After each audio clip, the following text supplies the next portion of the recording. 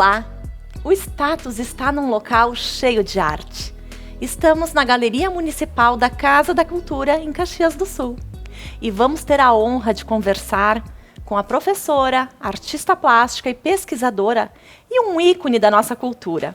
É Vera Stedley Zátera. Ela que sempre tem deixado a sua colaboração e a sabedoria quando o assunto é história e cultura. A Vera tem mais de 20 livros publicados e muitos prêmios e homenagens acumulados. E a sua generosidade a fez doar para a Universidade de Caxias do Sul o acervo Documenta Costumes, com mais de 250 manequins vestidos com trajes de época, tanto da imigração italiana, tradicionais da festa da uva e da moda caxiense, e também como os trajes gauchescos. E agora é uma honra poder receber aqui no Status a nossa querida Vera Zátera. Seja bem-vinda, querida. Obrigada, um prazer estar contigo e com vocês todos. Que bom. Vera, eu sou uma curiosa também da tua história, né? E eu quero saber, como é que começou essa tua vida relacionada com a arte, com a moda? Isso vem desde criança? Quando tu te percebeu desse teu dom? Eu acho que a gente pode dizer de criança, porque eu comecei a bordar com 3 anos. Então, eu sou de uma geração em que a gente fazia o enxoval. A noiva fazia o seu próprio enxoval. Então, eu bordei muito, eu fiz rendas de crochê, de tricô, etc. Tudo na minha juventude. E quando o Dr. Virvi Ramos me convidou para ser professora da universidade, aqui de Caxias do Sul, eu tive a oportunidade também de desenvolver tecnicamente com as minhas alunas essa área.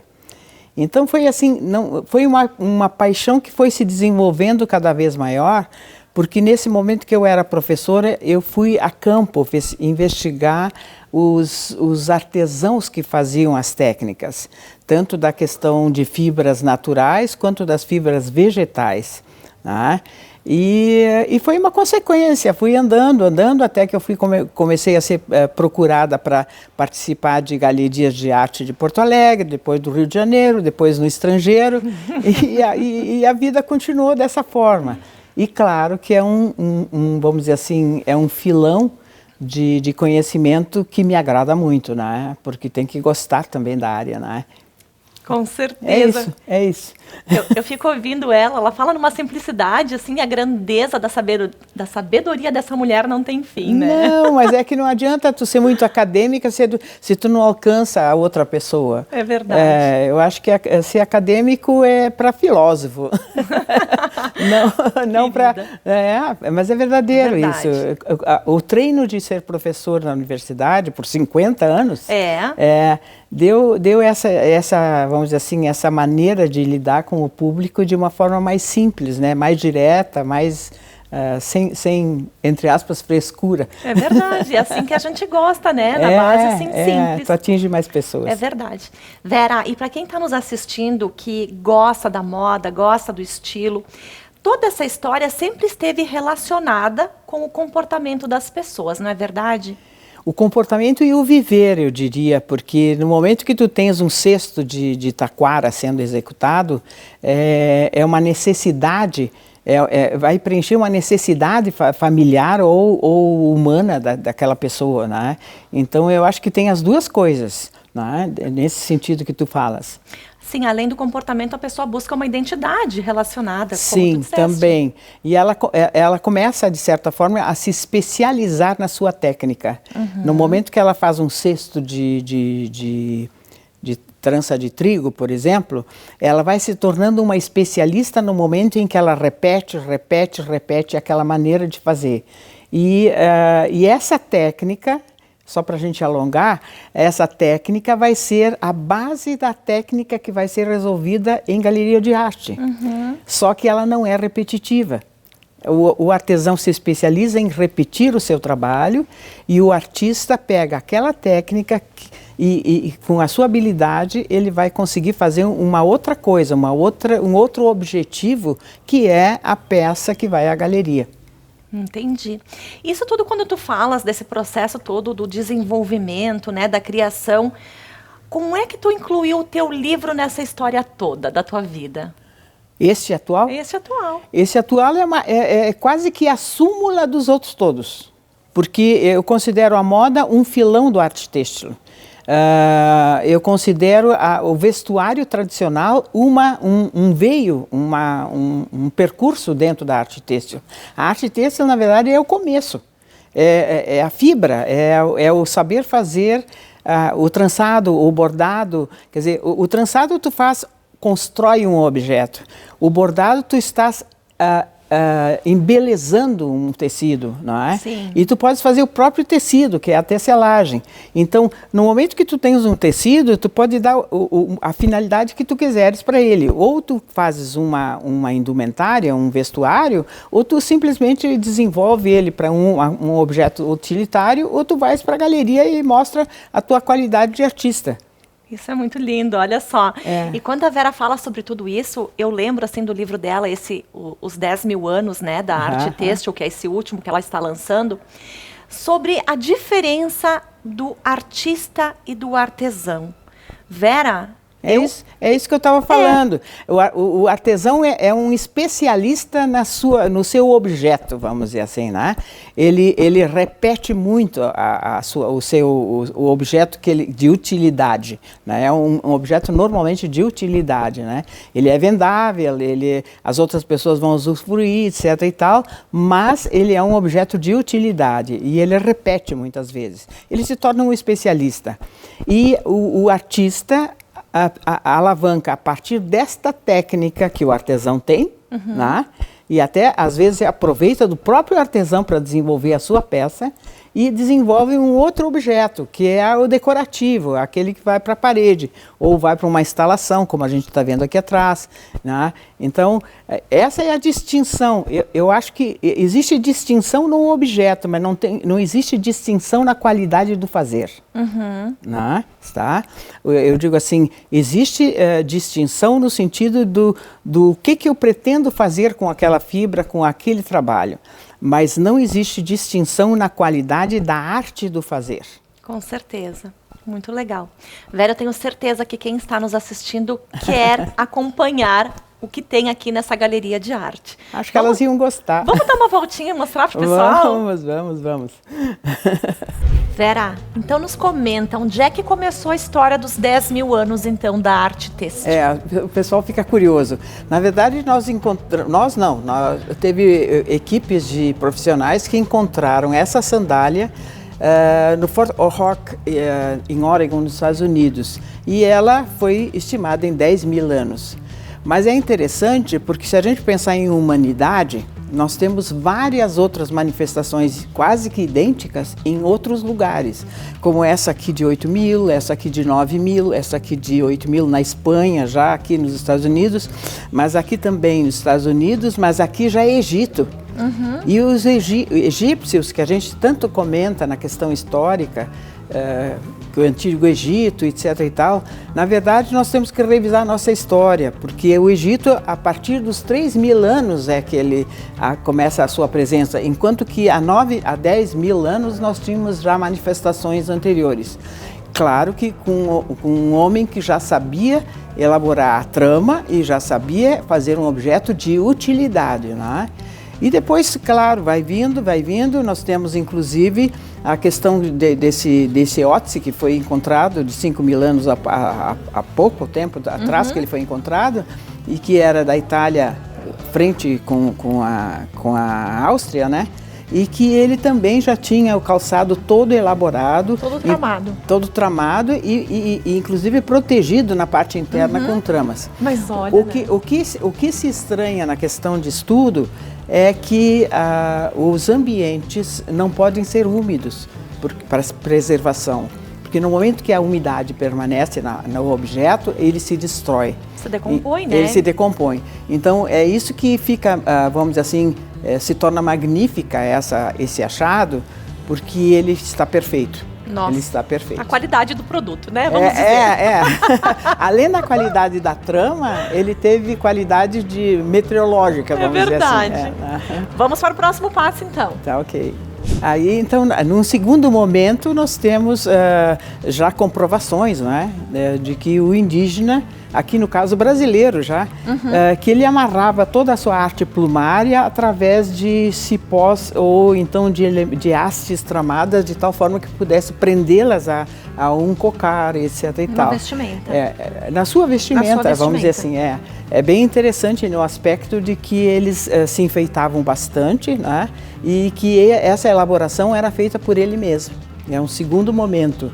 E um terceiro momento é a questão do trabalho chegar, a seda chinesa chegar na Europa, o linho egípcio chegar na Europa e as manufaturas desenvolverem, então, um trabalho de tapeçarias que vão para os castelos e as igrejas para manter o calor.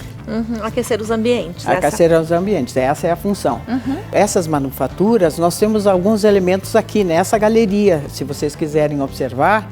Então, essa questão europeia chega também aos nossos tapetes, as nossas tapeçarias trazidas de lá, né? Que são essas aqui. Essa aqui é uma belga, está, mas com o ponto francês, está, e foi feita na manufatura de Flandres, está. Ela é uma peça de tapeçaria, ela, vamos dizer assim, a técnica, ela é igual, tanto na Bélgica, quanto na França, quanto na Itália. Mas é um elemento que faz parte do medievo, vamos dizer assim, né? Tu imagina a criatividade da pessoa, né? A habilidade para fazer uma tapeçaria. Na verdade, aqui nós temos várias pessoas envolvidas. Nós temos o desenhista, depois nós temos vamos dizer assim, o selecionador das cores. Entendi. E tem o executor. O executor, em geral, uma peça pequena assim precisa de 3 executores. Nossa. Quando é uma peça maior, vai a 5 a 6 executores. É bem interessante vê-los trabalhando. É interessante mesmo, eu não tinha noção que precisava disso. Exatamente. É uma técnica que se chama de alto liço.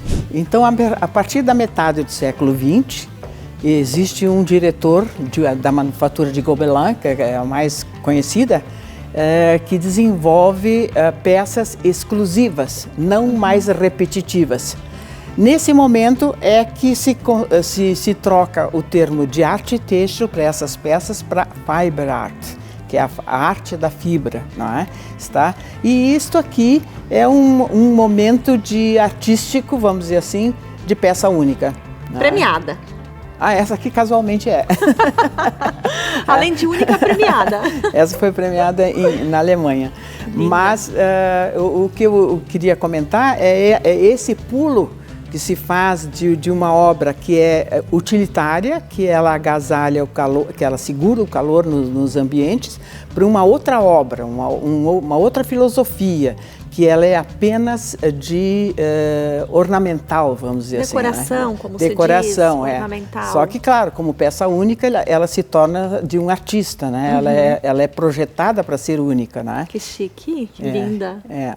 E nós temos várias, a partir desse momento, então, no século XXI, nós temos manifestações de todos os tipos, tanto essa de tecelagem, como aquelas lá que são tecidas para fazerem certas instalações, né? Então, infelizmente, em Caxias ainda não se tem uma galeria que tenha essa amplitude de ambiente em que se possa mostrar a arte contemporânea, vamos dizer assim, a arte têxtil contemporânea. Porque elas precisam de 5 metros assim, por 5 de espaço para serem vistas, né? Vamos dar uma olhadinha nas rendas também, Vera. No momento que os europeus chegam aqui como colonizadores ou visitantes, eles começam a trazer a obra de manufatura de rendas, de bordados, que eram das vestimentas europeias. O pessoal daqui continua fazendo, conhece e continua fazendo, através inclusive do clero, que traz desenhos, etc., de lá para renda filé, etc. E aqui se desenvolve um trabalho de crochê, de filé, de bordados e de outros elementos que permanecem até hoje. É verdade. Inclusive de cestaria, uma cestaria mais leve, não tão indígena quanto é a taquara ou o cipó, mas sim de hastes de trigo e etc. e tal. Então, essa qualidade permanece E, moderna até hoje, né? É moderna até hoje, só que são poucos os executantes. Não mais não se ganha isso como herança de mãe para filha. É da pessoa só que se interessa. Sim. É um pouquinho diferente do que uma vez, que todo mundo fazia, né? É verdade. Eu, na minha época, eu tinha que aprender a tricotar e fazer o crochê com a minha mãe e com a minha avó. Hoje em dia, não tem mais isso. Mais, né? Mas, de qualquer forma, tudo que tu vês aqui nessa exposição é local, é tudo feito aqui nessa região da Serra Gaúcha. E são peças autênticas e que têm a sua idade, porque muitas delas as pessoas já faleceram. Olha que coisa linda. Eu acho que se a gente quisesse incentivar as pessoas mais jovens para se dedicarem ou conhecerem um pouco mais, nós temos aqui um varal que mostra toda a série de técnicas que se desenvolveu aqui e que são peças antigas, executadas por senhoras que já se foram, outras já estão ainda em atividade, mas aqui tu tens a renda, tu tens a parte que vai para a galeria, tu vês o guardanapo, a cortina, uma série de coisas, inclusive até tules bordados de noivas, né? Tá? Então, eu acho que aqui tu tens uma panorâmica boa para que a pessoa consiga saber a amplitude, essa amplitude do que é a arte têxtil, porque a arte têxtil não é pequenininha, ela abraça o mundo. E tu tens, não tem como mostrar a arte têxtil toda num ambiente menor como este, né? E com tão pouco tempo. Essa oportunidade que a gente teve de ter a Vera lançando um livro e fazendo essa mostra nessa galeria aqui em Caxias do Sul. Vera, e pra gente te agradecer, assim, de imenso coração, por tu ter nos recebido aqui. Não, vocês é que foram especiais. Ter nos dado, assim, uma aula, uma generosidade incrível dessa mulher aqui me ensinando a arte têxtil. Deixa uma mensagem também para a evolução dessa história, né? Dessa continuação que tu fazes tão bem na nossa cultura e na nossa sociedade. Eu acho que eu recomendo apenas que a gente não deixe mais de uma geração sem fazer. Porque no momento que nós temos uma interrupção de uma geração, ou de duas ou três, nós vamos perder como se faz isso, né? Então, no momento em que não tem necessariamente que desenvolver como objeto, mas tente pelo menos saber como se faz. Lindo. Assim é o meu recado. Querida Vera, muito obrigada. Então, um prazer enorme te ter aqui no Status e muito obrigada. Obrigada a vocês todos.